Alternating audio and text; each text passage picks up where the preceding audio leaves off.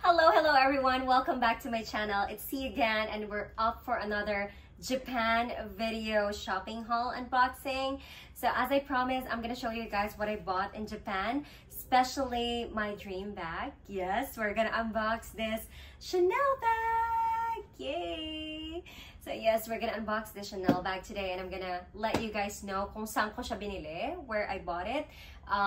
As we roam around Tokyo, nagpunta kami kung sang mga cities. We went in Shibuya, Ginza, Ueno, Shinjuku, and I'll let you know where I finally got this bag. Yes, as you can see, I got it still with a box, ribbon, dust bag, cards, authenticity card.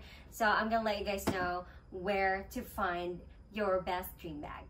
So quick story guys, as you all know from my previous videos na naglibot talaga kami sa different cities sa Tokyo para lang makahanap ng Chanel bag. We got to one for my best friend and one for me. So yung sa friend ko, yung sa best friend ko, nakahanap kami sa Ginza. I bought her from Brand Off. So I bought her Chanel bag doon sa Ginza shop. And see mine, I got it with a box as well. I got it with a ribbon. I got mine also with dust bag and authenticity card. So where did I bought my Chanel bag? Let's take it away. While I'm unboxing it, I'll let you know. Nabili ko to siya guys sa isa sa mga stores sa Ueno. So while we are in Ginza, isa lang kasi yung nahanap ko na magandang Chanel bags. And then, I'm doing my research. I'm watching TikTok videos and also sa Instagram, I'm checking kung saan magandang bumili ng Chanel bag. And then, I came across sa page ni Baninay Bautista. So I found her video on TikTok and also on Instagram na nakabili siya ng Chanel Dream Bag niya sa Ueno. So napakarami daw shop sa Ueno. So kaya the next day after we went in Ginza, we went to Ueno para tignan yung mga bags na nandun. And guys, Ueno is such an amazing place, not only for luxury bags but also for shoes. So kung naghahanap kayo ng mga shoes, grabe, yun ang one-stop shop din talaga. Swerte ko talaga sa pagbili nitong bag na to kasi nung una namin siyang nakita, wala siyang authenticity card. So wala siyang authenticity card, nasad ako kasi very good yung price niya and at the same time, ang ganda ng condition. Yun nga lang, walang authenticity card. So it's so hard for me kasi sabi ko, what if one day ibenta ko siya or something happens? So at least maganda na may authenticity card ka para may proof ka, di ba? Although, ang dami ng entropy nowadays, but it's just that much better na meron ka talaga ng Chanel na authenticity card. So, yung shop na pinuntahan namin, guys, ang dami niyang tourists. Marami ring mga Filipino na galing ng iba't ibang bansa, like galing ng Europe, US, doon sila bumibili talaga. So, we went directly, pagkatas ng Daiko Kuya, nagpunta kami agad dito sa store na to, dito nga sa pinuntahan ni Baninay, which is sa Ginza, Paris. Ayun, Ginza, Paris ang pinuntahan namin. So, nung wala silang authenticity card, guys, nag-deal kami nung seller, nung sales associate dun sa shop na they're just gonna give me a box and dust bag kahit na walang authenticity card. So, parang yun na lang yung compromise nila. Eh, parang hindi ko talaga gusto. So, nagpunta pa kami ng ibang mga stores, ganyan-ganyan, naghanap kami. Kasi wala talaga kami makita. Nagpunta kami ng Okura and everywhere. Wala talagang Best Buy. Ang mamahal na niya. Mga nasa 700,000 and above. So, bumalik kami dun sa Ginza, Paris. And guess what, guys? This bag is really for me. Kasi, nahanap nila yung authenticity card. Imagine! It's really for me! It's really for me. The original Chanel box. Meron pa siya nitong mga puffer na original Chanel na nakalagay pa talaga mga Chanel. Ayan. Yay! So, okay. What's in the box? Right. Grabe, kinikilig ako.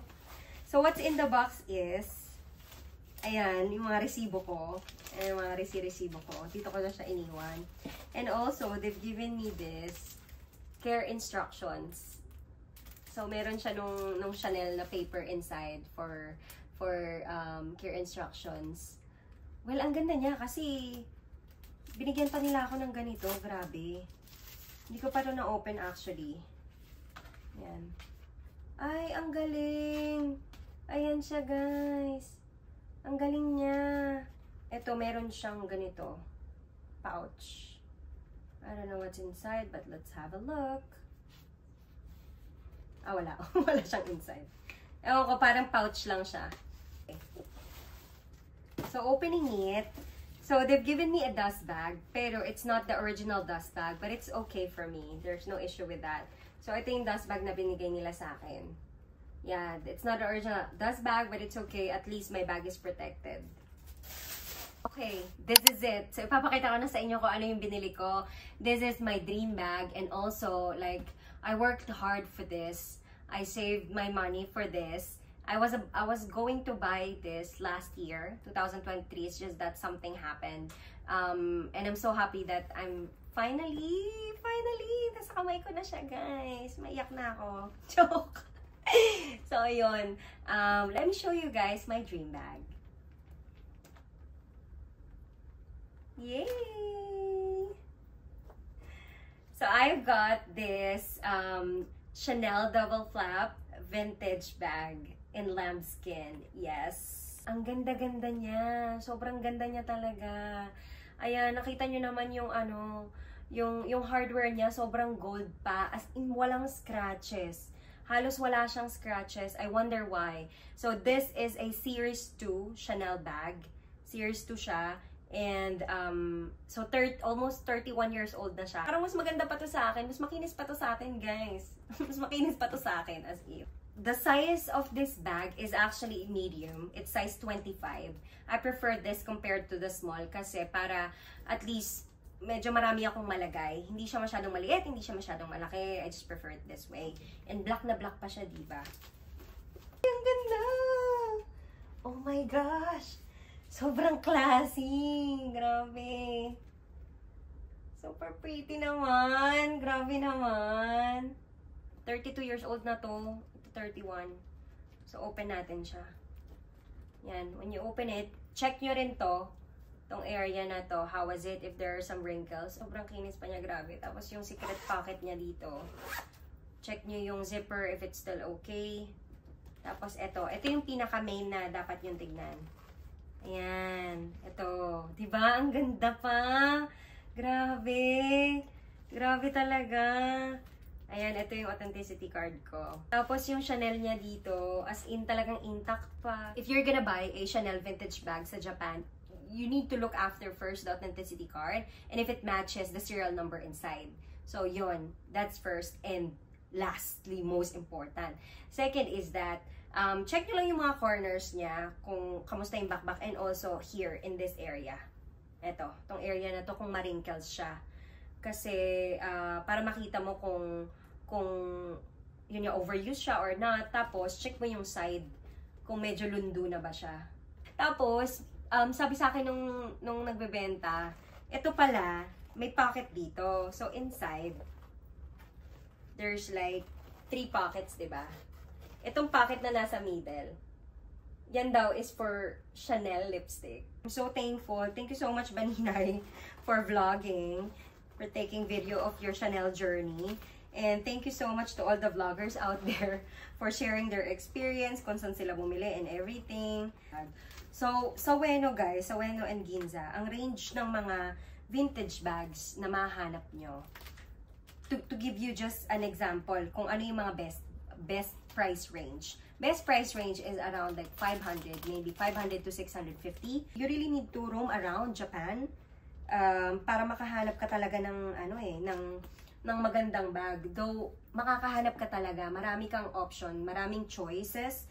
It's just that kailangan mo talagang maglibot.